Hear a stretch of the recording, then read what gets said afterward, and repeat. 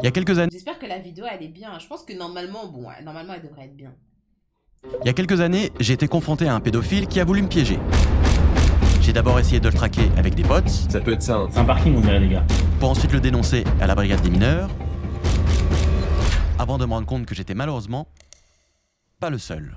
Il avait été plusieurs fois mis en cause pour des histoires d'exploitation sexuelle de mineurs. Et pour raconter cette histoire, plusieurs intervenants dans ce type d'enquête ont accepté de témoigner. On est dans un Le micro est pas assez fort. Attendez, je baisse un peu le son de la vidéo.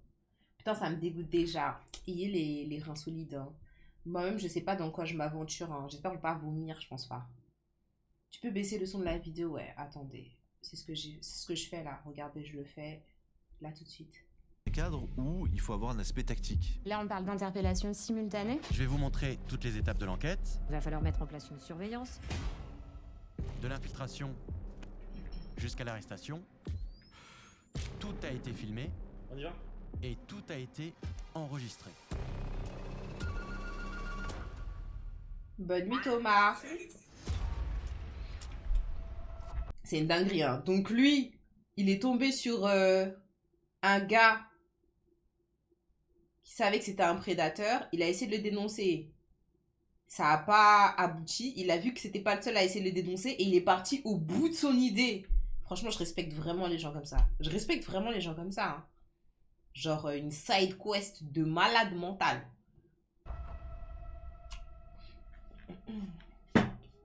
Cette histoire, j'ai mis beaucoup de temps avant d'en parler publiquement. En fait, j'ai été face à un pédophile. Quand c'est arrivé, j'ai eu le réflexe de tout sauvegarder, de l'historique de la discussion aux screenshots. Je vais évidemment cacher son identité, mais les messages ne sont par contre pas censurés. Je vous les retranscris tels quels, avec le langage SMS qu'il utilisait. Et vous vous en doutez, tout réunir avec l'accord de la police et accéder aux différents documents, ça a pris plusieurs mois. Mais aujourd'hui, je peux enfin tout vous raconter. Putain. Tout commence début juin 2014, à Los Angeles. À cette époque, je pars avec une partie du studio Bagel à l'E3, le salon des jeux vidéo à Los Angeles. C'est le temple du gaming. Le rêve. Le rêve.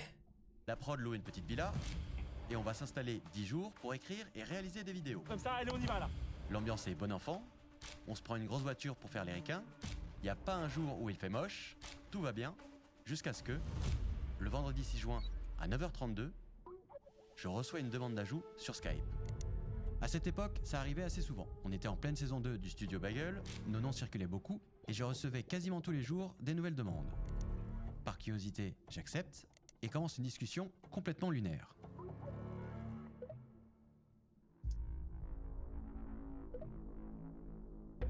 Le gars est très vite direct et me demande si je suis en couple. Sur le moment, Moi, je pensais que le fait qu'il réponde genre t'es un mec, c'est en mode, je sais pas, le Pascal, il allait disparaître. Ah non, non. Lui, il a continué. Il s'en fiche. Et Pascal. Bon, du coup, avec Pierre, Pascal aussi ajouté à la liste des prénoms que vous devez pas donner à vos enfants. Hein. je sais pas à qui je parle, je comprends pas pourquoi il m'a ajouté, je me dis que ça doit être un fan du bagel curieux et je me mets à le troller. Et là, sa réponse va changer la 14 ans. donne. Ça me met de plus en plus mal à l'aise, tout est bizarre dans cette interaction et je décide de creuser un peu plus pour le piéger.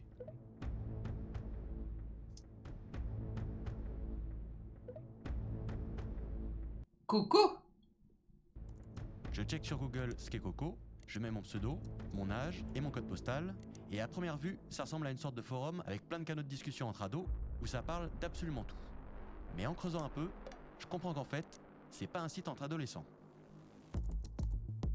En fait, c'est un très vieux vestige de l'internet français, parce que les gens viennent dans des canaux et peuvent parler en direct, avec la particularité que les messages sont éphémères. Coco se vend comme le premier site de chat gratuit en France, pas besoin de créer un compte, tout est anonyme, donc forcément, ça devient vite un repère de toutes les déviances d'internet. Mais qui crée des sites comme ça?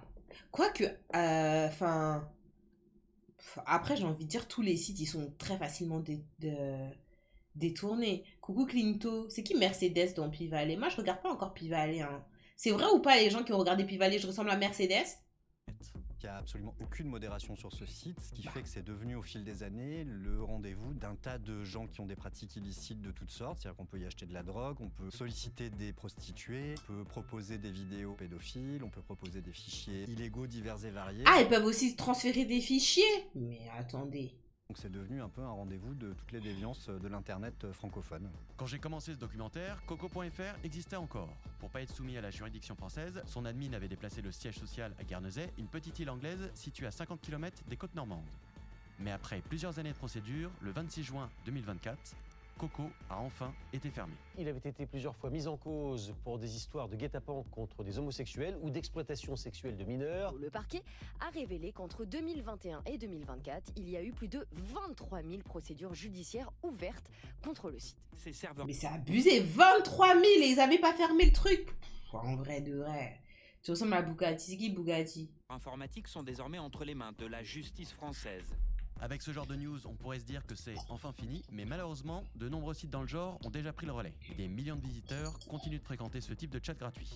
Pour vous donner une idée du trafic, selon SimilarWeb, Coco en enregistrait plus de 17 millions par mois. Et la seule protection qui existe sur ce genre de site, c'est une petite pop-up qui apparaît quand on met un âge inférieur à 18. Mais pour le contourner, beaucoup de jeunes ajoutent leurs âges dans leur pseudo. Quoi? Et en moins de 2 minutes, des dizaines de mecs te repèrent et proposent des relations tarifées ou des rencontres intimes, même si on est mineur. 300 € ta chat. Les gars. Ça va pas là? Et franchement, ça rend fou. La facilité avec laquelle des mecs parlent avec des mineurs et leur proposent toutes sortes de saloperies en prenant l'ascendant Désolé, hein, c'est pas drôle, désolé. Je peux te guider pour commencer. Désolé, c'est pas drôle. psychologique, ça rend Vous juste savez que je rigole pour rien. fou. Encore aujourd'hui, je comprends pas comment ce gars est arrivé jusqu'à moi. L'explication la plus probable, c'est que des ados ont dû liquer les adresses Skype de plusieurs membres du Bagel, dont moi. Et le Pascal en question, qui suit pas du tout YouTube, a dû le voir passer et m'a ajouté. En plus, comme mon avatar c'est ma tête dessinée façon cartoon, impossible de voir que je suis en réalité un adulte. Bref, quand je vois sur Coco les premiers messages souvent très directs, je commence à comprendre pourquoi le prédateur sur Skype est aussi agressif avec moi dès le début de la discussion. Il pense parler à un jeune de 14 ans, donc il installe direct un rapport de force.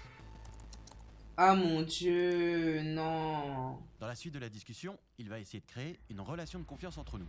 La première étape, c'est la mise en confiance. Le prédateur va rentrer en contact avec sa proie et ensuite, il va pouvoir se faire accepter progressivement et à se montrer comme une personne innocente, inoffensive pour la future proie. Il sait qu'à cet âge-là, les jeunes au collège se posent beaucoup de questions sur leur sexualité et que c'est un âge où ils écoutent moins leurs parents.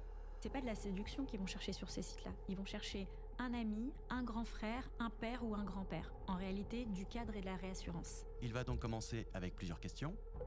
Si je l'ai déjà fait, si j'ai besoin de conseils, avant de demander mon orientation sexuelle. Beaucoup de jeunes qui se cherchent dans leur orientation sexuelle à l'âge où on n'est pas encore tout à fait sûr si on est homosexuel, bisexuel, c'est vraiment des proies encore plus de choix pour des prédateurs qui vont vraiment se positionner comme « moi je te comprends, avec moi tu peux être toi-même et en plus je peux te montrer comment on fait ». La seconde étape, ça va être de m'isoler de mes parents pour que je lui partage tous mes secrets. Et évidemment, je vais jouer le jeu. Waouh. Parfois, il y a des parents qui vont s'étonner et qui vont dire « mais je t'avais dit de ne pas parler à un inconnu ». Et en fait, l'enfant va dire « mais ce n'est pas un inconnu, c'est mon meilleur ami. Il me connaît mieux que vous, il connaît le contenu de mon journal intime plus que vous, il me fait des cadeaux, il me dit que je suis belle, que je suis intéressante ou que je suis beau ou moins intéressant. C'est mon meilleur ami. » Au début, le but, ça va être de voir jusqu'où il est prêt à aller. Ça commence par des mots, par je te comprends, par tu peux me faire confiance, par qu'est-ce que tu aimes, je peux t'initier, on peut discuter, entre nous il n'y a pas de tabou. Petit à petit, le prédateur va devenir un conseiller en se présentant un petit peu comme la personne providentielle, celle qui résout les problèmes, celle qui est à l'écoute et celle qui va comprendre sa victime. L'échange dure une trentaine de minutes et très vite il va vouloir que je me décrive avant de me demander comment je suis habillé. Ah À ce ouais. moment-là, honnêtement, je sais pas encore quoi faire parce que je sais pas à partir de quand c'est considéré comme un délit et donc à partir de quand je peux le dénoncer. Rien n'empêche un majeur de discuter sur un chat public avec un mineur, il n'y a pas d'interdiction de discussion, d'entrer en contact. Tant que le majeur passe pas à l'acte, il n'y a pas d'infraction qui est constituée. Et quand on parle d'acte, on sous-entend pas forcément une relation sexuelle. Ça peut aussi commencer par une simple proposition de webcam. Une fois passé la mise en confiance, puis l'isolement, vient la troisième étape, la confrontation. Pour une minorité, ça sera un rapprochement qui restera numérique. D'abord des photos habillées, puis des photos un petit Ah, j'ai pas enlevé les alertes, pardon.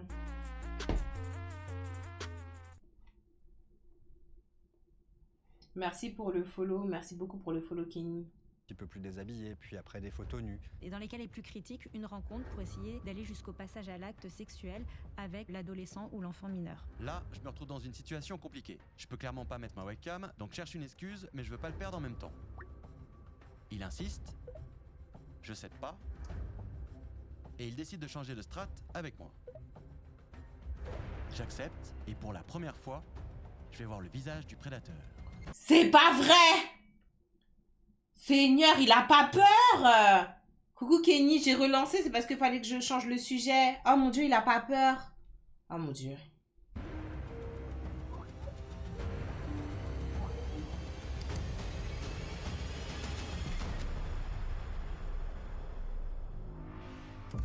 L'homme Il a une croix de Jésus-Christ derrière lui. On est fatigué en fait. Des pervers et des scammers religieux. est torse nu, chez lui, avec une croix catholique sur le mur derrière lui, une chaîne en or autour du cou, et au bout de quelques secondes, il se lève et va commettre son premier délit. Arrête de mentir! No way! Je sais pas trop comment réagir, parce que recevoir ce genre de truc à 25 ans, c'est déjà assez spécial, mais je me rappelle que je suis censé en avoir 14. Et tout de suite, c'est beaucoup moins drôle. Parce qu'à cet âge, on est trop jeune pour savoir si on est d'accord ou non de recevoir ce type de choses. Et envoyer ce qu'on appelle une dick pic, c'est punissable par la loi. Qui est une peine de 1 an d'emprisonnement et de 15 000 € d'amende. Ah bon? Ah bon? Ah bon? Genre sur mineur, ils veulent dire. C'est puni par la loi. Moi, je savais pas que c'était puni par la loi, ça, hein. Et envoyer ce qu'on appelle une dick pic, c'est punissable par la loi. Eh, mais vous savez qu'il y a énormément de mecs qui font ça. Il y a énormément de mecs qui font ça, hein. Énormément, tu demandes rien dans les DM, il y en a énormément qui font ça, hein. Si vous saviez pas, je vous le dis. Qui est une peine de 1 an d'emprisonnement et de 15 000 € d'amende. Par contre, si le mineur est un mineur de 15 ans, c'est-à-dire de moins de 15 ans, là, la peine est doublée. On a une peine de 2 ans d'emprisonnement et 30 000 € d'amende. 2 ans d'emprisonnement, c'est tellement rien. C'est tellement rien. Et si les envois sont répétés, ce qui va être le cas ici, on parle d'harcèlement sexuel. Dans cette hypothèse-là, on va avoir une peine encourue qui est une peine de 2 ans d'emprisonnement et de 30 000 € d'amende. Et si c'est un mineur de 15 ans, la peine a encore une fois été aggravée, 3 ans et 45 000 €. Mais c'est rien du tout, c'est tellement rien, je trouve. D'amende cette fois. Et enfin, si le prédateur incite le mineur à commettre des actes, on tombe cette fois dans la corruption de mineurs. Délit qui peut être puni selon le code pénal par 10 ans d'emprisonnement et 150 000 € d'amende. Et le Bonsoir, prédateur, 311. il va très vite y arriver.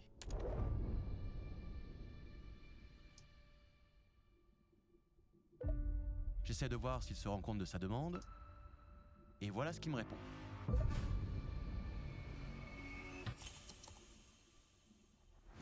La loi, elle dit quoi sur le consentement entre un mineur et un Choqué. En dessous de 15 ans, c'est un viol. Un adulte n'a absolument pas le droit à des relations sexuelles avec des mineurs de moins de 15 ans. Avoir une relation sexuelle avec un enfant de moins de 15 ans, c'est puni de 20 ans de réclusion criminelle. Parce qu'à cet âge, l'enfant n'a ni la maturité, ni les capacités et le discernement pour donner son consentement. Donc non, même si l'enfant dit qu'il est ok, c'est parfaitement interdit, il y a zéro débat là-dessus. C'est tout en On va fait. couper la conversation, et pour avoir du recul et surtout prendre la bonne décision, on en discute avec mes potes pour réfléchir à ce qu'on va faire. Waouh. Et là, il y a deux solutions. Soit on l'affiche publiquement avec nos différents réseaux, soit on le dénonce à la police. Beaucoup sur internet se font justice eux-mêmes en partageant les photos et les discussions privées des prédateurs pris en flagrant délit. Vous aviez rendez-vous avec un petit garçon? Sauf qu'en plus d'une confrontation qui peut être dangereuse si l'homme est armé, Reste là, on va pour aller. ça peut aussi rendre les choses beaucoup plus compliquées devant la justice. Cette stratégie de se dire on va traquer nous des prédateurs, elle est très dangereuse et honnêtement, elle complique le travail de la police. Parce que se faire justice soi-même, ça peut provoquer ce qu'on appelle un vice de procédure dans une enquête. Et ce type d'erreur peut entraîner l'invalidation des preuves ou tout simplement l'annulation de l'ensemble de la procédure judiciaire. Donc en gros, le prédateur peut être libéré juste parce qu'on n'a pas respecté les règles. C'est-à-dire que tout ça est inutilisable dans le cadre d'une procédure judiciaire. Donc au lieu d'avoir rendu service en permettant d'arrêter quelqu'un, vous allez permettre de le faire relâcher. Une des principales erreurs de procédure qu'il faut éviter, c'est la provocation. Il ne faut pas inviter ou provoquer un prédateur parce qu'encourager ou inciter quelqu'un à commettre un délit, ça peut être considéré comme une forme de complicité. Oh waouh. C'est compliqué, hein? Non, c'est compliqué. On peut provoquer à la preuve, mais on ne peut pas provoquer à l'infraction. La deuxième erreur de procédure classique dans ce type de situation, c'est le partage de screenshots de messages privés sur les réseaux. Diffuser publiquement Ah ouais? Choqué. Non mais j'apprends grave des trucs là, le partage de screenshots. des discussions privées, On va commencer à effacer ce qu'il y a dans nos galeries en fait. c'est illégal. Il y a une atteinte à l'intimité de la vie privée, qui est une infraction pénale, et au secret des correspondances, qui est aussi une infraction pénale. Donc l'afficher publiquement, c'est trop risqué selon moi. Et je dis pas que ceux qui le font sont en tort, je dis simplement qu'il faut faire attention, et qu'en vrai, le bon réflexe, c'est plutôt d'alerter un proche ou la police, plutôt que de le confronter soi-même. Donc après discussion avec mes potes, je décide de plutôt traquer le maximum d'informations sur le prédateur, avant de les dénoncer à la brigade des mineurs, quand je rentrerai à Paris. Et pour réunir toutes ces infos, on va utiliser plusieurs techniques, et on va se filmer pour avoir le maximum de preuves. Ah ouais, ils ont fait une unité criminelle. La traque va prendre plusieurs jours, avec pour objectif de trouver l'adresse du prédateur. On y va? Première étape, je fais une recherche inversée de sa photo de profil. Ça va me permettre de voir s'il n'a pas un compte Facebook, Instagram ou autre avec la même photo. Ça arrive assez souvent. La technique, c'est d'uploader l'image sur Google et voir sur quel site elle a déjà été publiée. Et ça commence mal, il n'y a aucune correspondance. Deuxième étape, je vais sur son profil, il y a son prénom, son nom et même sa date de naissance. À ce stade, le prédateur ne semble pas du tout inquiet de partager ses infos, comme s'il était convaincu qu'il pouvait agir en toute impunité. Ils ont tellement l'impression d'être noyés dans la toile, de la masse des connexions quotidiennes, qu'ils se disent qu'ils vont passer complètement à la trappe. Donc avec ces infos, je vais sur Facebook et je tape son nom. Et il n'y a toujours rien. Après, à 58 ans en 2014, c'est assez rare d'avoir un compte Facebook. Donc troisième étape, je regarde toutes les autres personnes avec le même nom. Lui n'a sans doute pas de compte, mais c'est sûrement le cas pour quelqu'un dans sa famille. On commence alors à chercher des photos de lui ou de la pièce dans laquelle il a son ordi, un mur blanc avec une croix catholique accrochée. On passe en revue les photos d'anniversaire, les Noëls, les vacances de Pâques, en gros tous les événements où les familles peuvent se retrouver. Wow. Et vous seriez étonné de voir toutes les infos qu'on peut trouver publiquement sur Facebook sans forcément ajouter les gens en contact. Du coup, petit tips, sur ce type de site, pour éviter d'être stalké par tout le monde, n'oubliez pas de vérifier l'audience de vos posts en cliquant à droite de la date et en décochant « Public ». Bref, après une heure de recherche, on n'a toujours rien trouvé et le prédateur s'est déconnecté. Le lendemain, au réveil, je découvre plusieurs messages reçus dans la nuit. Comme il y a un décalage de 9 heures avec Los Angeles, quand on se lève le matin, il est déjà la fin de journée en France. Et le prédateur, il commence à être de plus en plus insistant pour que j'allume ma webcam. Oh mon dieu, il dit même pas bonjour. Il allume la sienne. Cette fois, il a l'air d'être dans son jardin. Et très vite... Mais c'est quoi qui est entouré mais... Sans rien me demander, il va se masturber devant moi. C'est pas vrai! Et bizarrement, un truc que je remarque, c'est que quand il commence à s'exciter, il devient beaucoup moins vigilant et répond beaucoup plus facilement à certaines questions. La veille, j'avais essayé de savoir où il habitait et il restait assez vague. Mais maintenant qu'il est moins concentré, il réfléchit beaucoup moins et me répond beaucoup plus vite. Ah ouais. Ah ouais, choqué. Des villes en banlieue sud de Lens, il y en a 8. Et comme Facebook n'a rien donné, je vais essayer cette fois le site des pages blanches pour chaque banlieue lensoise. Les pages blanches, en gros, c'est un annuaire téléphonique qui répertorie les coordonnées des particuliers, donc numéro de téléphone et adresse. Ça existe depuis la fin du 19e siècle, avec l'arrivée des premiers centraux téléphoniques à Paris. Mais ça, c'est fini, les pages blanches, non? Moi, je me souviens, mes parents, avant, ils avaient fait un truc pour que, en mode, ton fixe, il apparaisse plus. Non? Et Votre département est dans votre annuaire. Alors, tout le monde n'est pas forcément sur les pages blanches, vu que c'est pas du tout obligatoire. Mais pour les anciennes générations... Ah, c'est pas jaune. C'est pas la même chose? Tu peux augmenter un peu le son, s'il te plaît, de la vidéo? Bon, c'est la dernière fois que je touche au son. Après, essayez de toucher à vos paramètres, ok? Le son de la vidéo, hein, vous voulez dire. C'est vous m'avez dit de baisser le son en plus. Ok. J'augmente, ok? Je touche plus, après, c'est vous gérez vos paramètres de votre côté, s'il vous plaît, les gars. Le seul service pour récupérer le contact d'une personne. Depuis, il y a eu le Minitel et maintenant Internet, mais beaucoup d'anciens sont encore dessus. Ce qui est sans doute le cas du prédateur. Je lance donc les recherches. et j'élimine les villes au fur et à mesure.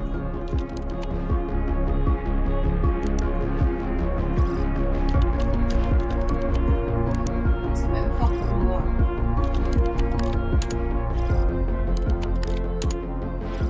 Et après avoir éliminé 5 villes, je vais enfin trouver mes premières pistes. Avion. Dans les villes d'Avion, Méricourt et Givenchy, je retrouve 10 personnes avec ce nom, toutes dans la même zone. Waouh. Le seul problème, c'est qu'aucun nom ne correspond avec le prénom Pascal. Moi, c'est super fort dans mes oreilles. Jusqu'à j'ai enlevé un truc. Désolé, je vais baisser un peu. C'est trop fort dans mes oreilles. Moi-même, je peux pas garder les deux trucs du casque. Mais avec le screenshot de la nouvelle webcam, on a une nouvelle information. Sa maison donne sur un petit jardin, et comme c'est la fin de journée en France, la direction du Mais oui, c'est grave fort, s'il vous plaît, les gars. Je sais pas, faites quelque chose. soleil à l'arrière-plan nous donne une grosse indication. Comme le soleil se couche à l'ouest, le prédateur doit avoir un jardin exposé à l'est. On prend alors toutes les adresses des pages blanches et on cherche sur Google Earth des maisons qui pourraient potentiellement ressembler. Ah, Ça peut être ça. Hein. c'est un parking, on dirait. Ils sont trop intelligents. Comment ça, le soleil, il se couche où et tout? Mais c'est une dinguerie. Ou au pire, baisse ta voix. Comment ça baisse ma voix? Coucou, je novice. Je vais rester comme ça, ok? Je mettrai pause quand j'ai des commentaires à faire. On va faire comme ça, ok? Les gars. Parce que ça, c'est Regarde, y a pas ça là? Les infos qu'on a, c'est que c'est une maison avec un arbre à côté, une palissade en bois et ce qui ressemble à un parasol. Regarde, y a un truc qui monte là. C'est la housse de son parasol. Le tout exposé sud. Là, mais regarde, c'est quoi là les trucs? Regarde, mec, c'est quoi ça le truc marron là? Oui, la palissade là. Et on commence à se balader dans la ville avec Google Street View. Attends, zoom là. Voilà, il n'y a pas de jardin, donc c'est pas ça. Pas ça? Attends. Ah, non. Non, ça c'est du bois et ça c'est de la brique. Ils ont fait toute la ville. Waouh, ils sont super chauds. Mais c'est ça normalement que les keufs ils sont censés faire. Ça, c'est un appart, c'est pas ça. Salut, c'est quoi le titre de la vidéo? Alors sur TikTok, je pense que je vais relancer la vidéo et je vais mettre le titre genre quelque part ou dans le chat. Y a pas ça là en... C'est pas, excusez-moi. Qu'est-ce qu'il y a à côté de chez lui? Avance. Après une bonne heure de recherche, on arrive à éliminer 6 adresses, qui sont des appartements sans jardin, ni clôture en bois à côté. Mais je vais être honnête, on galère pas mal. On est en 2014, donc les photos Google Earth sont pas de super bonne qualité, et on voit pas toujours les jardins depuis Street View. Faut donc qu'on trouve une autre idée pour le piéger. Faut qu'on arrive à lui faire dire la ville exacte. J'essaie de le relancer dessus, mais il zappe la question et continue à vouloir me mettre en confiance. La première étape, c'est la mise en confiance. La seconde étape, c'est l'isolement. Et après seulement 2 jours de discussion, il me propose pour la première fois une vraie rencontre. Et enfin, c'est la confrontation. Comme je sais toujours pas comment réagir à ça, je tarde un peu trop à lui répondre. Et il finit par se déconnecter.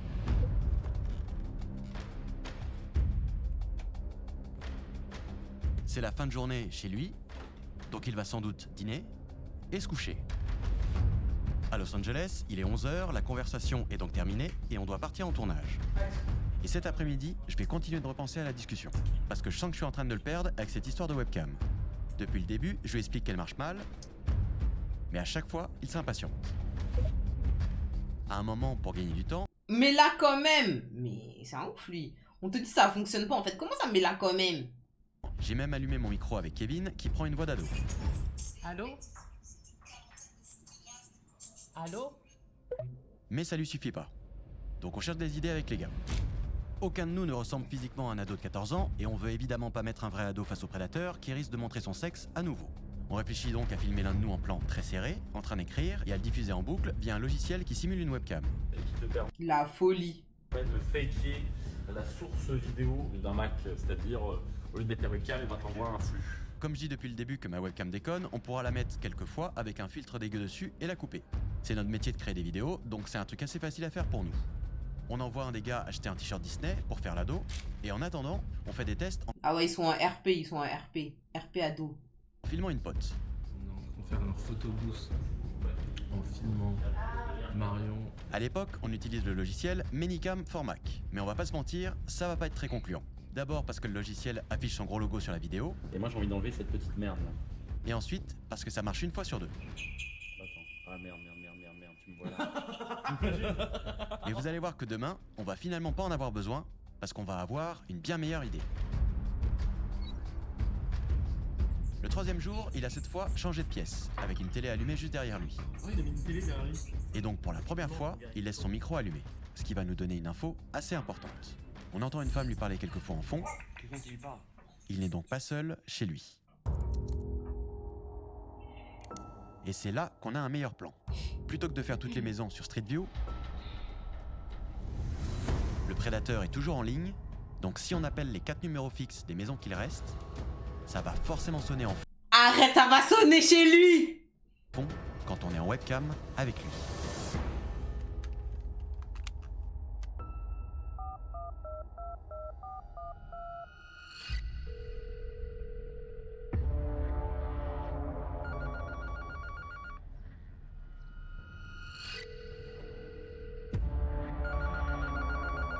Premier numéro, pas de réponse. On continue.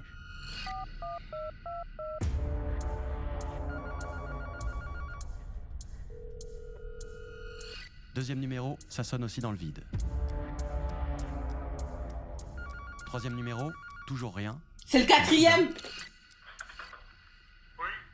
On a enfin une réponse, Allô, oui, c'est Pascal?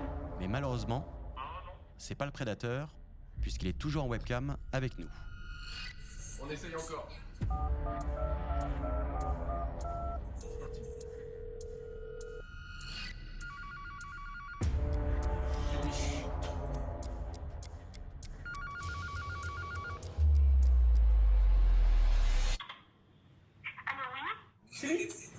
T'as entendu le allô là?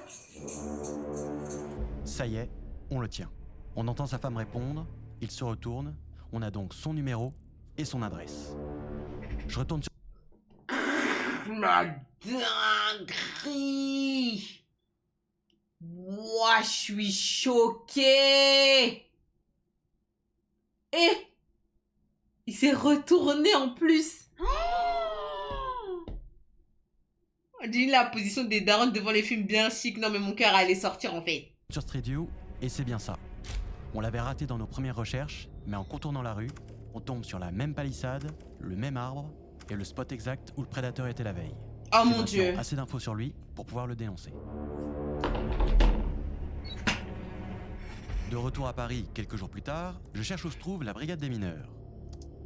À l'époque, elle est quai de Gesvres, dans le centre de Paris. Je copie tout l'historique de ma conversation avec le prédateur, je fais un dossier avec les screenshots et les vidéos qu'on a filmées pour avoir le maximum de preuves. Dinguerie! J'y arrive vers 18h et je suis assez vite reçu par un commissaire qui me propose de déposer une main courante. Le plus difficile au début, c'est de faire comprendre au rédacteur en face de moi pourquoi le prédateur m'a ajouté moi. Il comprend pas comme moi quelques jours plus tôt comment ce mec m'a trouvé. Je lui explique que je suis réalisateur, que je côtoie notamment des gens connus sur internet et que mon pseudo circule souvent sur des forums, et je me retrouve même à citer Cyprien, qui est le youtubeur le plus populaire en 2014. Le commissaire m'écoute et note tout sur son ordinateur. Je lui donne ma clé USB avec tous les fichiers et je lui décris chaque élément. Les débuts de la discussion, les moments où il mettait sa webcam, jusqu'à sa proposition de rencontre à Lons. Après une trentaine de minutes de discussion, il imprime ma déclaration et me la fait relire pour la signer. J'en garde une copie, je me lève pour rentrer chez moi et en redescendant, les policiers me disent que l'enquête va être lancée mais que forcément, je pourrais pas être tenu au courant des avancées. Ils me contacteront le jour où il sera arrêté, s'il l'arrête. Putain! À partir de là, en 2014, je sais pas ce qui va se passer. Mais aujourd'hui, pour tout reconstituer, j'ai pu interroger Hélène, brigadière chef, qui va m'expliquer les méthodes de la brigade des mineurs pour traquer et arrêter un prédateur. Et j'ai aussi pu accéder à la copie du jugement correctionnel du prédateur, dans lequel je découvre deux choses.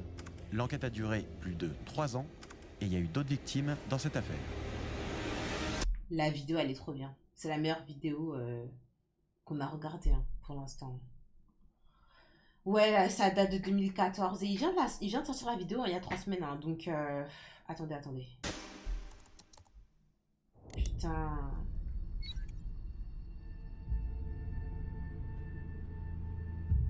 À partir du moment où j'ai déposé ma main courante, une enquête judiciaire est donc ouverte. Et une fois que c'est le cas, pour traquer le prédateur à leur tour, La brigade des mineurs va faire ce qu'on appelle une enquête sous pseudonyme. En fait, l'enquêteur va se créer une légende, c'est-à-dire qu'il va se faire passer soit pour un enfant mineur, à ce moment-là pour être une proie qui va attirer le pédocriminel, soit il se fait passer lui-même pour un pédocriminel, de façon à pouvoir échanger avec d'autres personnes malveillantes comme lui, et ça va pouvoir nous donner des informations. Mais avant d'ajouter le prédateur, l'agent va d'abord devoir créer son identité fictive. Il va définir son pseudo, son âge, et pour la photo de profil, comme il n'a pas le droit d'utiliser une vraie photo, l'enquêteur upload en général une photo de jeux vidéo, de films ou encore de manga. Et une fois que tout est prêt, l'infiltration peut commencer. Mais vous avez déjà fait tout ça. Ils sont obligés de refaire ce taf-là. Vous avez déjà fait tout ça. Bon, elle explique c'est quoi la procédure. En fait, ils ont fait ce taf-là. C'est ça qu'ils ont fait.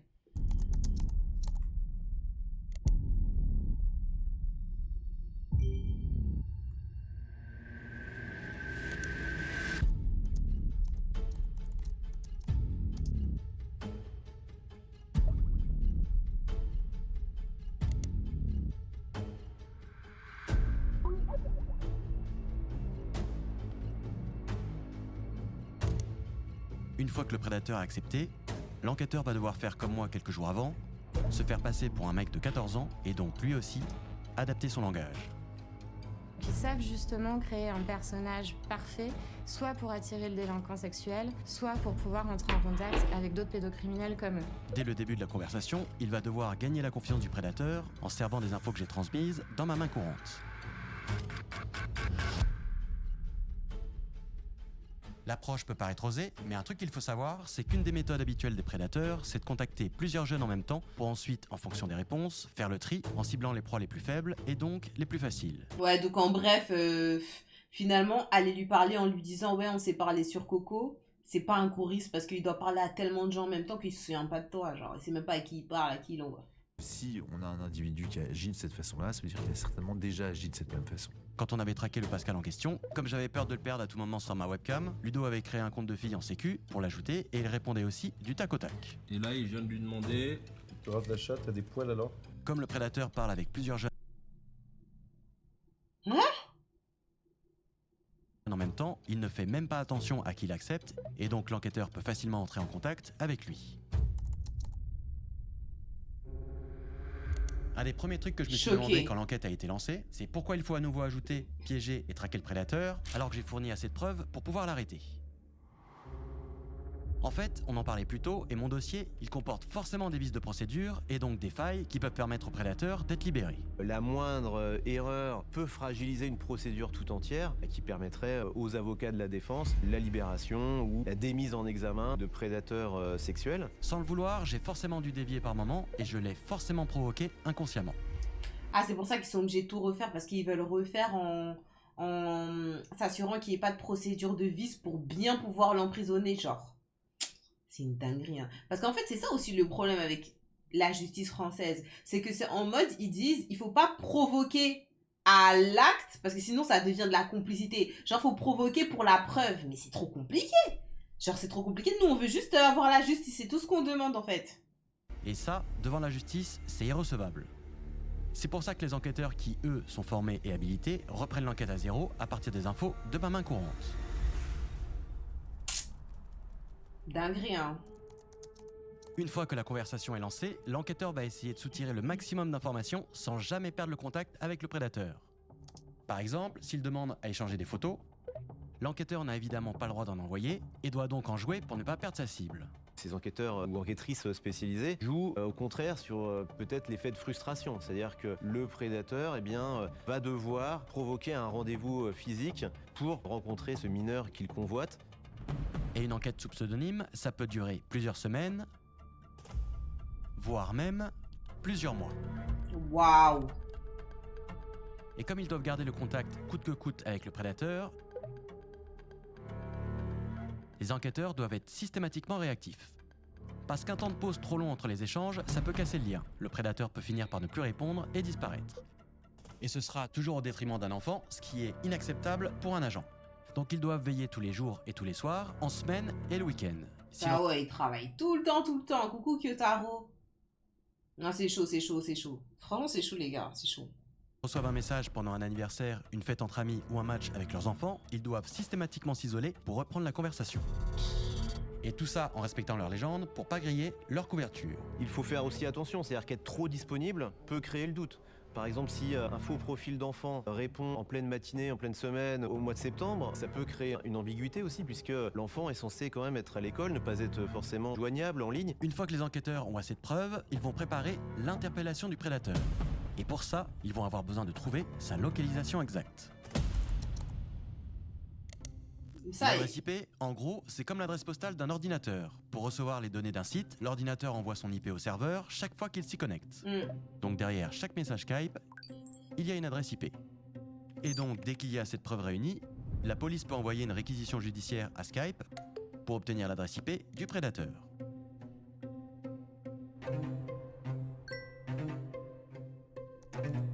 À partir de l'adresse IP, on peut avoir une localisation approximative avec le pays, la région et quelquefois la ville. Ce sont des données publiques accessibles à tout le monde. Par contre, Je pense qu'il va bosser pour la police. Bah, je me demande si on lui a pas proposé un poste. C'est ça en plus que j'allais dire. Parce que souvent dans les séries et tout, genre, des fois ça se passe tellement bien qu'on te propose un poste, hein. Donc bon. Pour avoir l'adresse exacte, c'est plus compliqué. L'enquêteur doit contacter le fournisseur d'accès relié à l'IP pour savoir à quel compte client l'adresse correspond. Et à nouveau, il va devoir passer par une réquisition judiciaire pour que l'opérateur Internet accepte de partager les informations privées de son client, comme son nom, son adresse physique et son numéro fixe. Et tout ça, ça prend du temps. Une fois que l'adresse exacte est récupérée, l'enquête, elle n'est pas pour autant terminée. À partir du moment où on a une adresse IP, donc on va arriver à un foyer, mais il peut y avoir plusieurs utilisateurs de cette adresse IP. Ça peut être la mère, le père, la sœur, le fils, on ne sait pas, un oncle, une tante, un cousin, une cousine. Il y a plusieurs personnes qui peuvent utiliser cet ordinateur, donc à nous de faire le travail pour savoir qui, à telle heure, a utilisé, a regardé ce contenu pédocriminel ou quelle personne a pu l'échanger avec quelqu'un d'autre. Donc, une fois que la police a l'adresse du prédateur, une enquête sur le terrain va être lancée. C'est ce qu'on appelle l'enquête de voisinage. Coucou Bribri. Pour bien préparer l'interpellation, la police va donc aussi aller sur le terrain pour surveiller les allées et venues du suspect, s'assurer de ses habitudes, de ses interactions et de son lieu de résidence.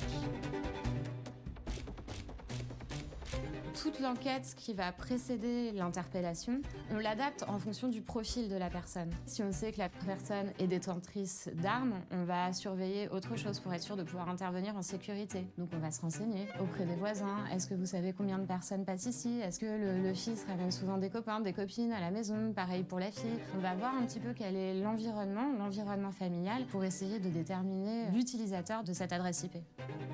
Et toutes ces procédures, elles peuvent s'étendre sur plusieurs semaines, voire plusieurs mois. Bah ouais, c'est ça en fait. Chaque étape doit être validée par la justice pour être juridiquement irréprochable en évitant tout vice de procédure.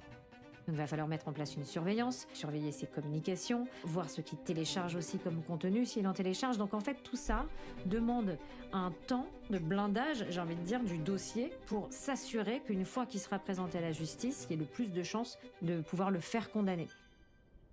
Et malheureusement, pendant ce temps, le prédateur contacte d'autres mineurs et 5 mois après mon alerte, une première victime se manifeste.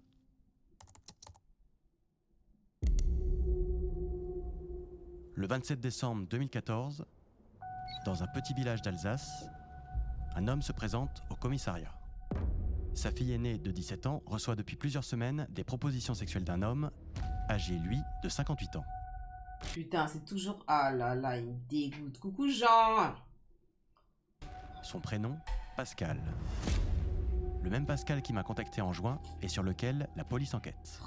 Dans cette situation, il va y avoir ce qu'on appelle une jonction de procédure. C'est-à-dire que les deux enquêtes vont être regroupées en une seule. Ces infractions ont un lien ici indissociable. Là, en l'occurrence, le lien indissociable, c'est l'auteur, mais surtout le modus operandi. Et avec le temps, une troisième enquête va être liée, puisqu'une deuxième victime, aussi en contact avec le prédateur, va se manifester le 8 octobre 2016.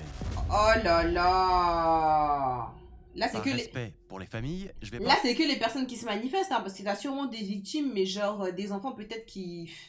Je sais pas moi, qui sont peut-être même allés trop loin, mais qui vont jamais oser dire. Après, ça va faire des adultes qui sont traumas. Ils ont 35 ans, ils vont allumer une fois leur caméra, ils vont se poser sur YouTube pour dire que quand ils avaient 14 ans, ils se sont fait V par un homme qui avait 58 ans qui vivait dans le 62.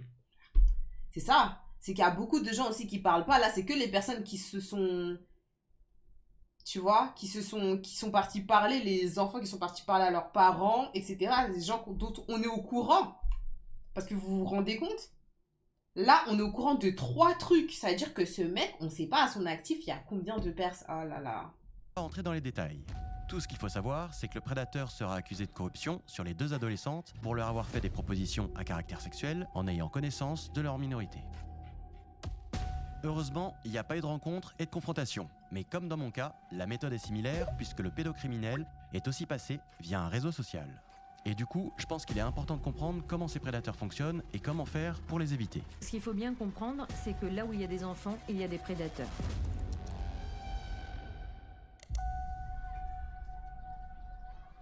Aujourd'hui, aucun parent laisserait son enfant de 14 ans dans un square avec plusieurs adultes inconnus autour de lui.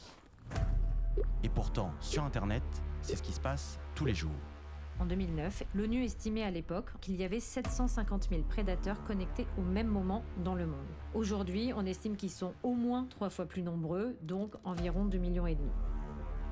Internet, c'est un truc génial pour communiquer avec le monde entier. D'ailleurs, moi-même, si j'en suis arrivé là, c'est aussi grâce aux réseaux sociaux qui m'ont fait connaître et qui m'ont permis beaucoup de choses dans la vie. Bisous foufou, bisous foufou. Un peu trop foufou. vite que ça rend aussi accessible tout le monde, dont les plus jeunes d'entre nous. Et en faisant des recherches pour le documentaire, j'ai découvert qu'il existait carrément des communautés de prédateurs avec leurs techniques pour approcher des mineurs, des tutos pour pas se faire attraper et même des jeux entre eux pour s'échanger des photos.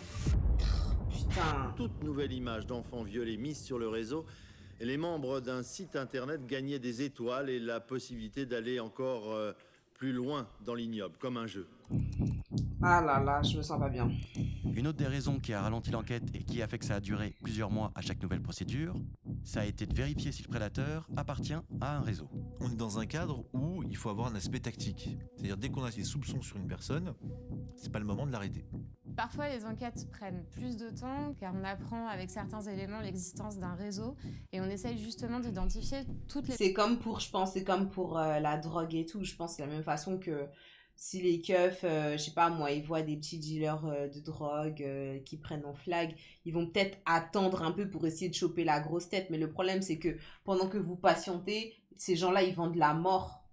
Genre, ils vendent du crack, ils vendent de la coke, ils vendent tout ce que vous voulez. Pendant que vous attendez d'avoir la grosse tête, que vous attendez de démanteler un réseau et tout, ces gens-là, les petits jeunes là, les petits, ce que vous considérez comme une personne unique, elle fait du sale.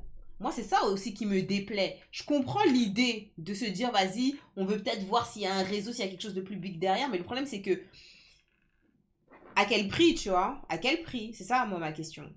les personnes de ce réseau pédocriminel. Avec l'arrivée d'Internet, des communautés de prédateurs se sont petit à petit formées, leur permettant de se connecter entre eux et de s'entraider pour échapper aux autorités. Le fait de se retrouver en communauté, de voir qu'ils ne sont pas seuls, qu'ils sont très nombreux, ils se sentent en toute puissance et ils discutent et ils normalisent leur comportement.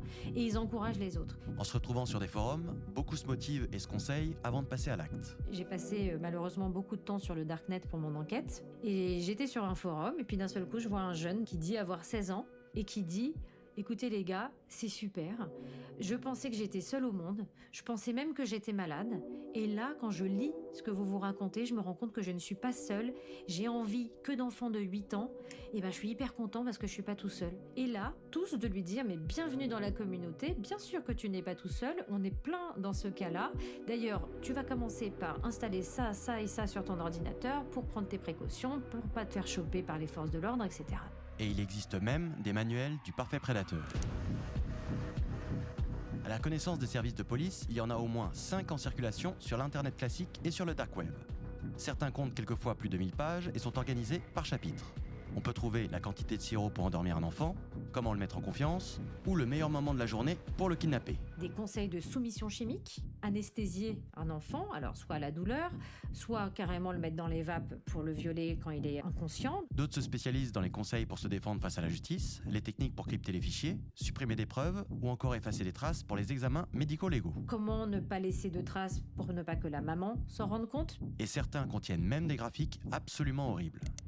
On peut y retrouver un tableau avec des silhouettes de filles et une colonne indiquant les méthodes de viol en fonction de leur âge. Non, vous avez vu ce qu'il y a écrit là? au-dessus de 13 ans, il n'y a pas d'excuse, juste fais-le genre. Et plus bas, on peut lire qu'à partir de 13 ans, il n'y a plus de règles, on peut juste les baiser. Bref, c'est inimaginable et je suis désolé de vous montrer ça, mais cette horreur, elle existe et je pense qu'il est important aujourd'hui d'en parler, sinon ça s'arrêtera jamais. Non, je peux pas skip les gars, c'est important L'enquête va qu'on le donc se sache. prolonger avant d'interpeller le prédateur. La police va vérifier s'il appartient à un réseau connu des services, pour dans ce cas pister tous les prédateurs en contact et tous les arrêter en même temps. Et là, on parle d'interpellation simultanée, c'est-à-dire lorsqu'on a identifié un réseau, on a besoin d'avoir les preuves de cette matérialité pour toutes ces personnes, donc ça peut prendre du temps.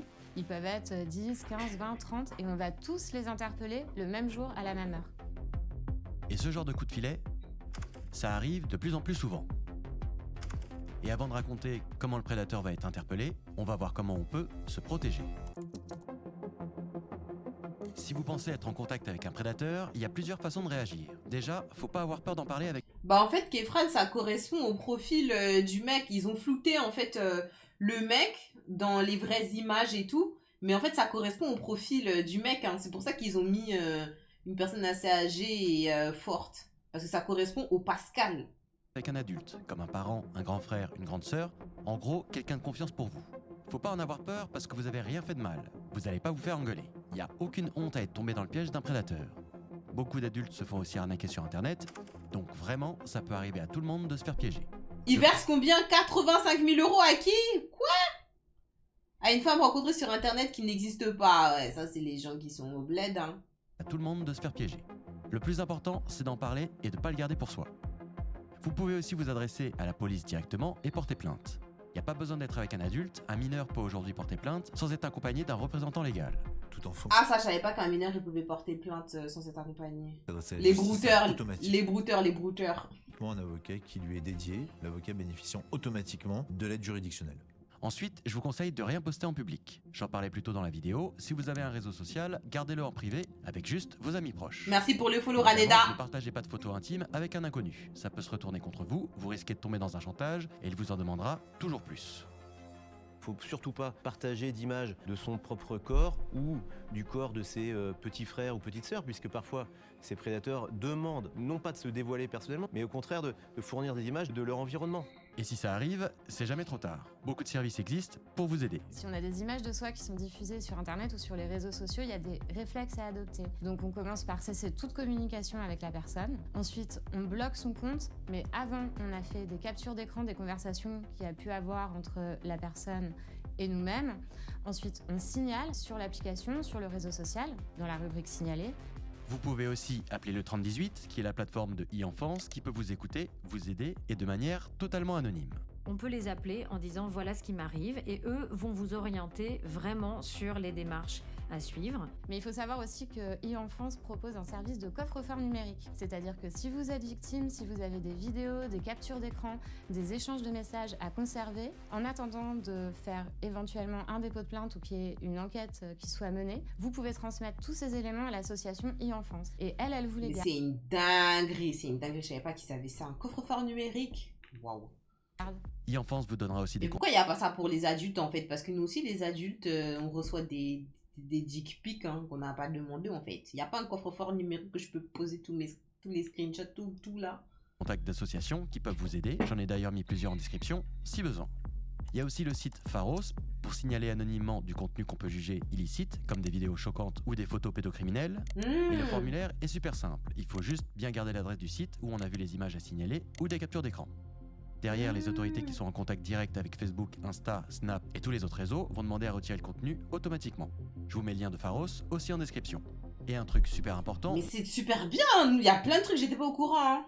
Ne relayez surtout pas le contenu pour le signaler. C'est encore pire, ça le rend encore plus visible en le partageant. Vaut mieux le signaler sur le réseau directement ou sur Pharos. L'année qui suit la plainte de la deuxième victime, j'ai malheureusement pas les dates exactes, n'ayant pas eu accès aux archives de la police pour cette partie. Tout ce que je sais, c'est que l'enquête se termine, la police conclut que le prédateur est associé à aucun réseau et qu'il opère donc tout seul de chez lui. Les enquêteurs ont assez de preuves pour l'arrêter, son interpellation est donc lancée. Ok. La partie qu'on attendait tous.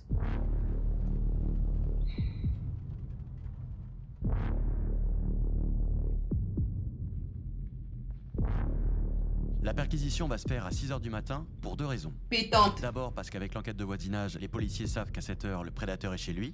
Et ensuite parce que 6h, c'est l'heure légale pour intervenir au domicile d'une personne. Pour ce type d'infraction, on n'a pas le droit de procéder à une interpellation avant 6h du matin. Ah ouais. Dinguerie. Et pendant que le prédateur est réveillé et appréhendé, un officier de la police judiciaire commence la fouille et se dirige vers son ordinateur pour le saisir. Et là, les ordinateurs, les téléphones... Paquet de mouchoirs là, juste à côté du PC. Quel connard.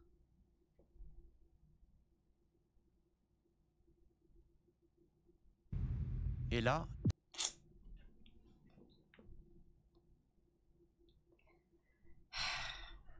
les ordinateurs, les téléphones, les disques durs ou les clés USB, tout ce qui a pu servir à diffuser des images pédocriminelles va être mis sous scellé. Et une fois tout le matériel perquisitionné, le prédateur va être placé en garde à vue.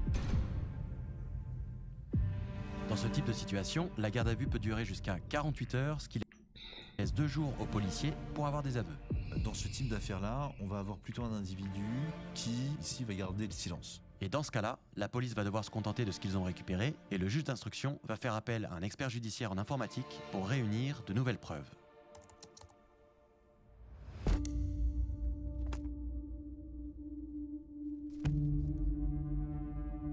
Alors, Il y a plusieurs disques durs et plusieurs...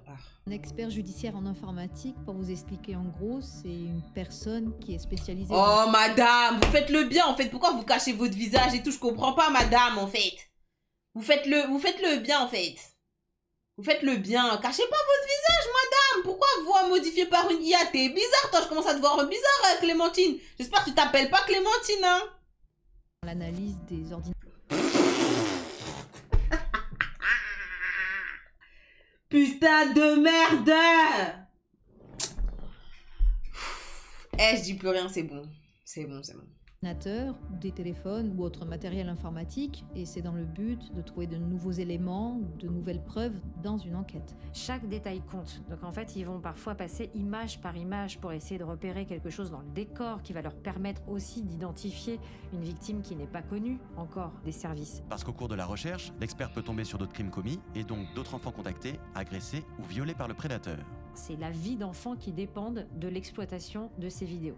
Par exemple, vous avez sans doute entendu parler de l'affaire des viols de Gisèle Pellicot, qui pendant 10 ans était droguée par son mari pour être ensuite violée inconsciente par des hommes qu'il recrutait sur Internet. Son mari, lui c'est Babylone.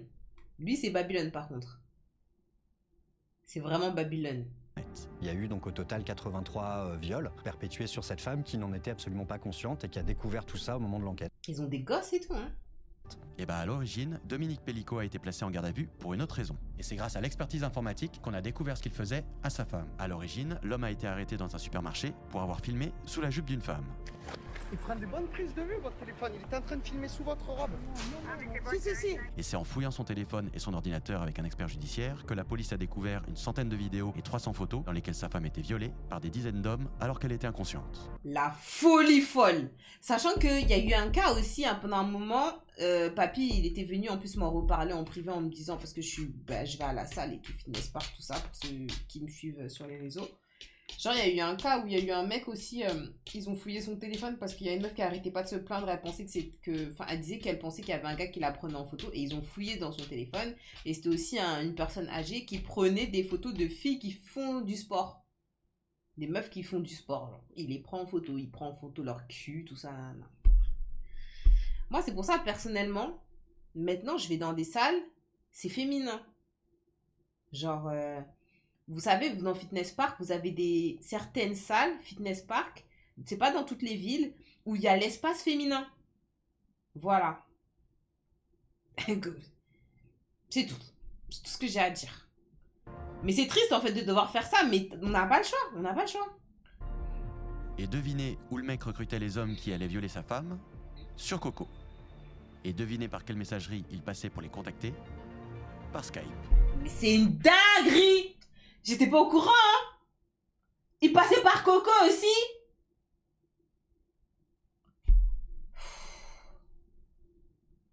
Mais Club Provence, tu trolls, je comprends pas. Bref, tout ça pour dire que l'expertise informatique, ça permet de collecter des preuves dans une enquête en cours, mais ça permet aussi de chercher s'il y a eu d'autres crimes commis par le suspect. Le pédophile est parfois un collectionneur qui veut garder une trace de ses différentes victimes sur son ordinateur par exemple, et souvent va pouvoir le condamner pour une autre infraction, c'est le fait de détenir des images à caractère pédophile. Donc, une fois que tous les appareils électroniques ont été saisis au domicile du prédateur, un expert judiciaire en informatique est désigné et va devoir analyser tous les disques durs, téléphones et ordinateurs. Le but, ça va être de trouver des preuves comme des photos, vidéos ou messages illégaux. Quand tu vas sur Internet, tu laisses des traces. Et si c'est pas sur des fichiers, c'est des sites qui vont consulter assez régulièrement.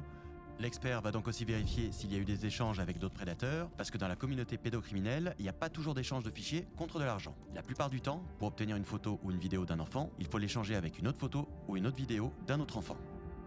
Ah mon Dieu. On va évaluer 2 choses importantes. D'abord le niveau d'implication, et puis après les habitudes du délinquant. On va notamment, par exemple, déterminer si c'est un simple consommateur, c'est-à-dire quelqu'un qui visionne et qui télécharge du contenu pédocriminel, ou bien si c'est une personne plus active qui est auteur de viols sur mineurs ou qui diffuse du contenu pédocriminel. Et cette expertise judiciaire, elle peut durer très longtemps, parce qu'elle se fait en plusieurs étapes.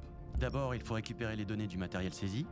Une fois qu'on reçoit un scellé, la première chose à faire, c'est voir s'il est bien fermé, c'est vérifier que personne n'ait pu altérer son contenu. Et ensuite, on brise le scellé, c'est-à-dire qu'on ouvre la pochette dans laquelle il y a soit un smartphone, soit une clé USB, un ordinateur ou un autre matériel. Ensuite, on le décrit et on le photographie.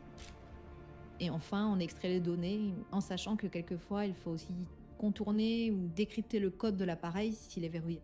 Une fois que les données sont récupérées, il faut les analyser. C'est souvent dans les disques durs, notamment les disques internes d'ordinateur, qu'on récolte le plus grand nombre de preuves. Et à chaque fois qu'on a un disque entre les mains, on va éplucher tous les fichiers multimédia, donc principalement images et vidéos. Et puis on va également regarder la navigation Internet, sans oublier les messageries instantanées. Donc ils doivent regarder l'historique de navigation, les transcripts de communication avec des mineurs et évidemment les vidéos et photos de leurs victimes. Tout ça passe dans une base de données, gérée aussi par Interpol, qui va permettre de dire cette image on la connaît, est-ce que cet enfant est déjà dans un circuit d'identification des victimes ou pas, ou est-ce que c'est une nouvelle victime. Et un truc important à savoir, c'est que la plupart de ces photos et vidéos, c'est nous qui les offrons à ces prédateurs. Nous les grands frères, les grandes sœurs, les parents ou les proches. En France, on estime que c'est carrément la moitié du contenu pédocriminel qu'on trouve sur l'ordinateur d'un pédocriminel qui provient des réseaux sociaux des parents. Et vous pouvez vous dire, oui, mais enfin, il est en doudoune sur un toboggan au parc en bas de chez moi. Enfin, je veux dire, il n'y a rien de sexuel. Quel est le problème? Ah, mais ça les excite quand même. Eux, ils collectionnent des photos d'enfants. Donc,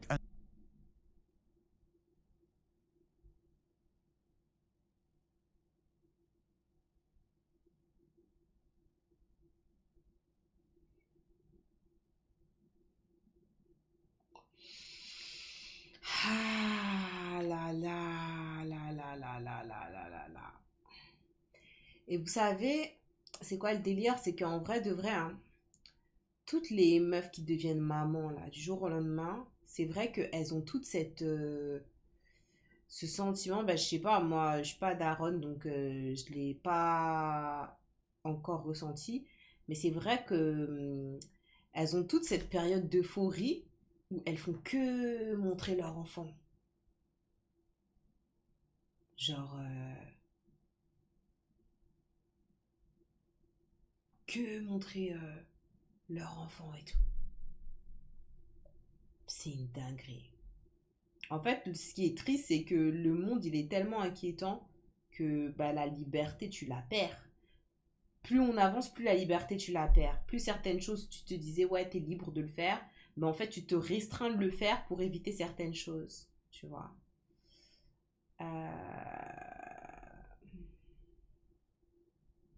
Kifran qui dit, à Skip, ils ont retrouvé tes photos Instagram des bardeurs sur leur disque dur. Je crois que peut-être que c'est un sujet, peut-être que toi ça te fait rire certains trucs genre, et c'est pour ça que tu fais des blagues comme ça. Moi, de vrai, ça me fait pas spécialement rire, mais ok, j'ai une petite blague. Mais vous venez tous avec des blagues là, je comprends pas là. On parle sérieusement, je sais pas, ça a dit des, je sais pas, vous êtes bizarre.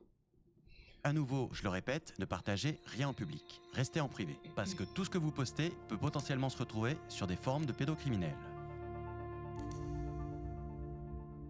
Et forcément, quand on est obligé de visionner ce type de contenu, c'est psychologiquement très dur. C'est un métier excessivement difficile, méthodique, mais qui nécessite le visionnage d'heures et d'heures de viols d'enfants. Les experts passent leur journée à voir des images de gamins, voire de bébés, dans des situations horribles et ça ne doit pas affecter leur travail. C'est d'autant plus difficile qu'on doit décrire de façon objective tout ce qu'on voit, dans le moindre détail. C'est-à-dire ce que le prédateur... Je screen tes bêtises, Bébri. fait à sa victime. Et puis tout ce qu'il leur dit dans les vidéos, on doit aussi le retranscrire. Ce sont des personnes qui vont rentrer chez eux après, qui vont s'occuper de leurs conjoints, de leurs enfants, donner le bain, et qu'il faut arriver à ne pas plaquer les situations qu'on a vues sur ces images absolument abominables à la vie réelle. La recherche et l'analyse de tous ces contenus peut durer plusieurs mois, et une fois que c'est terminé, l'expert prépare un rapport détaillé avec toutes ses conclusions, tout ce qu'il a trouvé et toutes les preuves à présenter au moment du procès, ce qui va permettre aux enquêteurs de dresser un portrait plus précis du suspect, parce que contrairement à ce qu'on peut penser, il n'y a pas de profil type de prédateur. Il n'y a pas de profil. C'est quoi le profil des prédateurs en général ?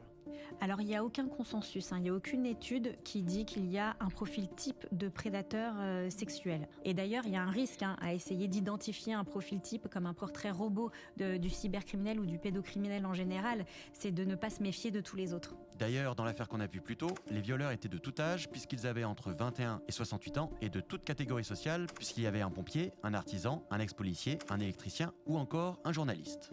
Si vous les croisez dans la rue, vous ne pouvez pas vous dire « lui, c'est un pédocriminel ». C'est impossible à détecter. Le seul truc qui ressort tout le temps, c'est le genre, puisque dans plus de 97% des cas, l'auteur est un homme. Ça va aller de gens...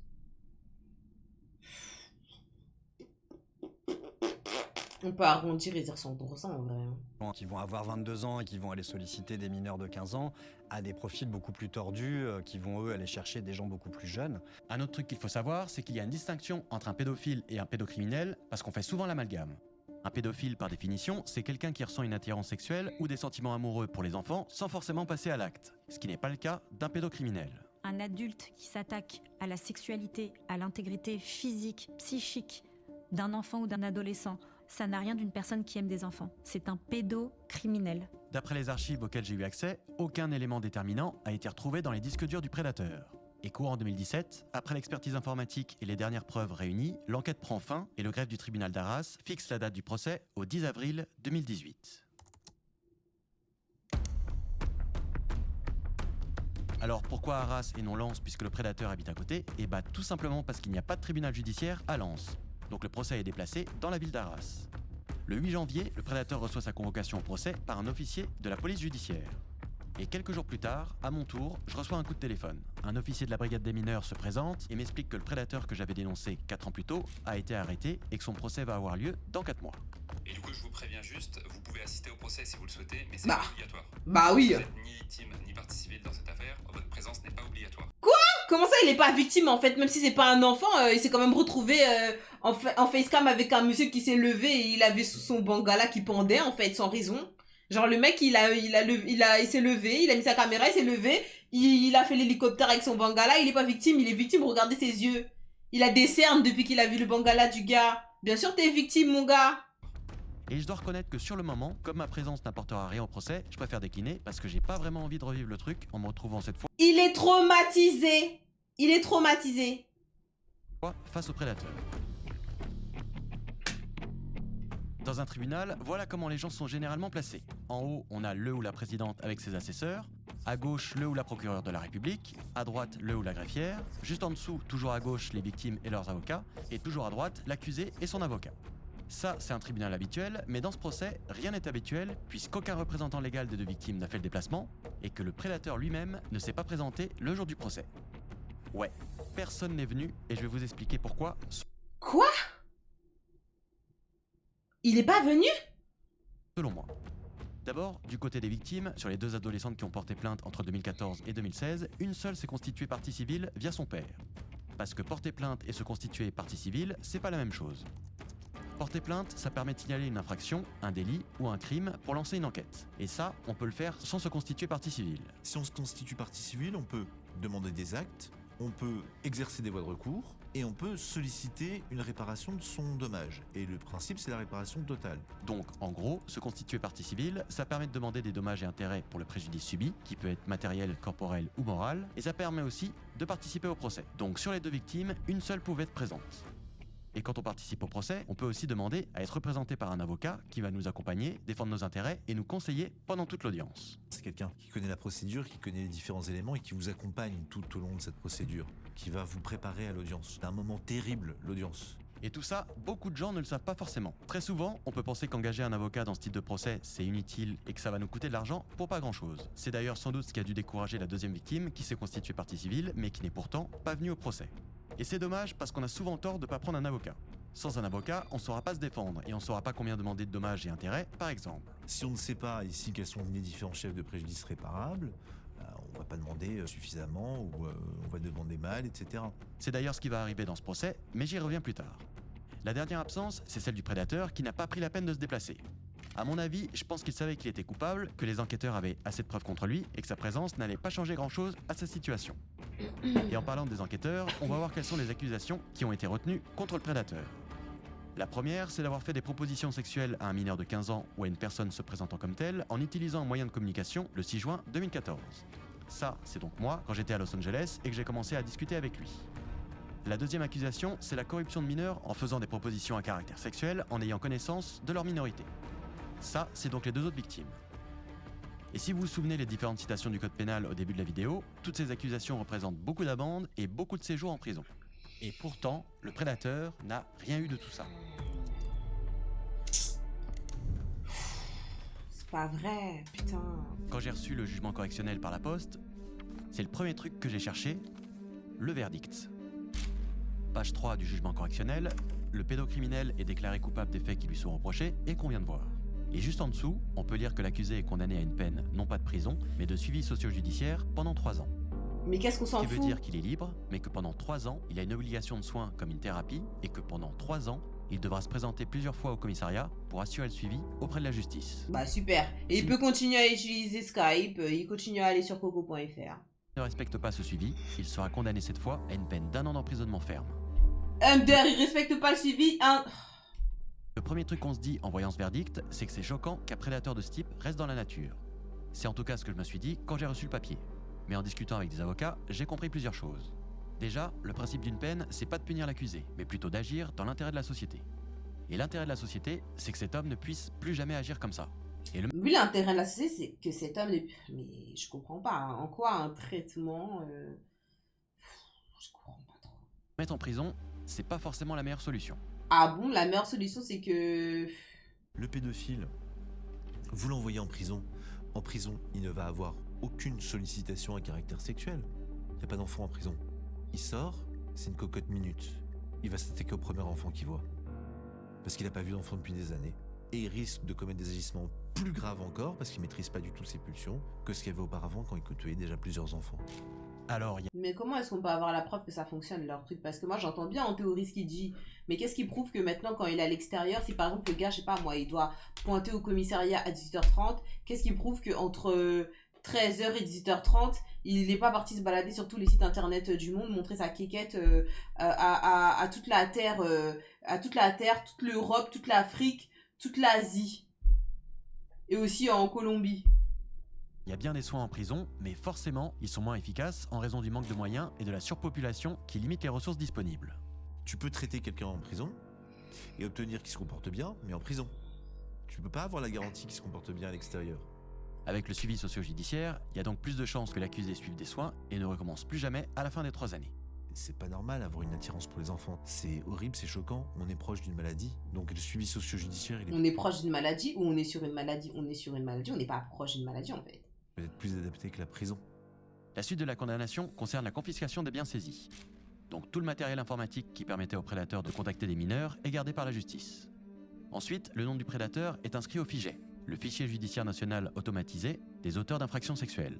Fichier qui est accessible à tout moment par la police et la justice pour plus facilement identifier et localiser le prédateur en cas de récidive. Mais pourquoi est-ce qu'il n'est pas accessible à nous, les civils?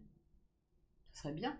Je crois qu'aux États-Unis, ils ont un truc comme ça où genre tu peux chercher directement le blaze de quelqu'un et tu vois directement son casier. On devrait avoir ça, hein, en France, hein. La transparence en vrai. Après, je peux comprendre que certaines personnes qui, on va dire, ont fait leur peine et ont passé leur... Enfin, se disent que, vas-y, elles n'ont pas envie de subir les conséquences des actes peut-être qu'ils ont effectués dans le passé et de tout ce qu'elles ont déjà assumé, on va dire. Genre, ça serait discriminatoire peut-être qu'on puisse les juger sur, on va dire, un acte qu'ils ont fait quand ils avaient 17 ans, alors que les gens, et maintenant, ils ont 58 ans. Ouais, pour la réinsertion, ouais, je vois ce que... Ouais, j'avoue. Ouais, mais bon... S'il traîne à proximité d'une maternelle, ou si même une enquête est ouverte à un moment donné et qu'il se situe à proximité de cette enquête, pour être certain que ce sera le premier interrogé. Et enfin, en dessous, le prédateur est condamné à verser 500 € à la victime qui s'est portée partie civile en réparation du préjudice moral. Et pour avoir parlé à plusieurs avocats pénalistes, c'est très peu. La famille aurait pu demander beaucoup plus si elle avait été représentée. Donc vraiment, n'hésitez pas à prendre un avocat. Voilà, après 4 ans d'enquête, 4 ans de traque et de recherche, le prédateur est donc condamné à 3 ans de suivi socio-judiciaire et 500 € d'amende. Et maintenant qu'on a vu tout ça, qu'est-ce qu'on peut faire aujourd'hui pour ne plus vivre ce genre de situation ? Et c'est là que je vais un peu compter sur vous, créateurs, abonnés ou simples spectateurs de cette vidéo. Parce que pour moi, ça passe par de l'éducation et de la communication. Le but de ce film, c'était de vous raconter mon histoire, mais en vrai, c'était surtout pour servir de sensibilisation sur le sujet. Parce qu'on doit arrêter de fermer les yeux là-dessus. Ça existe et faut qu'on en parle. Que ce soit à nos proches, à nos enfants, à nos frères et sœurs et autour de nous. Le conseil le plus évident, le premier aux parents, c'est de parler à ses enfants. Leur expliquer les risques. Ça sert à rien d'être complètement dans le déni en se disant que ça n'existe pas, que ça n'arrivera pas à nos enfants. Ça arrive à tous les enfants, de tous les parents du monde. Personne ne peut y échapper. Il faut que les parents aient conscience que les enfants, bien que maîtrisant très bien les outils numériques, ne sont pas en mesure de repérer ces prédateurs. Et pour autant, c'est inutile de leur confisquer le téléphone, ça changera rien au problème. Interdire ça, c'est juste prendre le risque de nourrir l'envie de transgresser, donc d'avoir un téléphone secret, d'aller le faire sur les téléphones des copains, bref, de faire absolument pire dans la transgression. Je pense que la meilleure solution, moi, avec les enfants, c'est d'essayer de rester en confiance avec eux et d'essayer de faire en sorte d'avoir un dialogue plutôt que d'interdire. Donc n'hésitez pas à en parler à vos proches plus jeunes, ça pourra peut-être libérer leurs paroles et surtout, ça va leur permettre de se confier plus facilement. Dire à ses enfants que si ils ont envoyé un nude, si ils ont répondu à un message, eh ben c'est pas la fin du monde, on va regarder ça ensemble, on va bloquer le contact, on va le signaler à Pharos. Comme j'en parlais plus tôt, il y a aujourd'hui beaucoup de méthodes pour signaler quelque chose qui vous semble pas normal ou pour simplement demander de l'aide. Je vous mets plusieurs sites et associations en description pour ça. Et surtout, faire de la pédagogie avec les enfants, avec les jeunes filles, avec les jeunes garçons. Informer, c'est absolument pas inciter. Donc il faut dire aux parents de prévenir, d'aborder ces sujets, d'aborder la question de la prédation sexuelle.